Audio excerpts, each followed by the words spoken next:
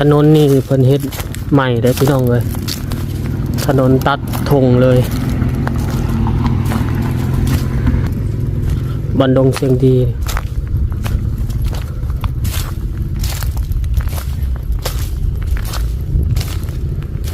ถนนเพิ่นตัดใหม่ติดดอกไฟโซลาร์เซลล์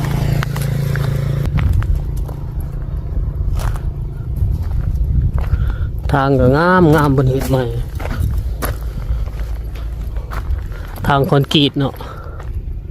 ติดดอกไฟโซลาร์เซลล์สองข้างทางเลยเฮ็ดตัดธงดอกขี้กากการพัฒนาเนาะโอ้ทางคอนกรีตงามพี่น้องเลยสวยงามโดยทางมันคงเลยนี่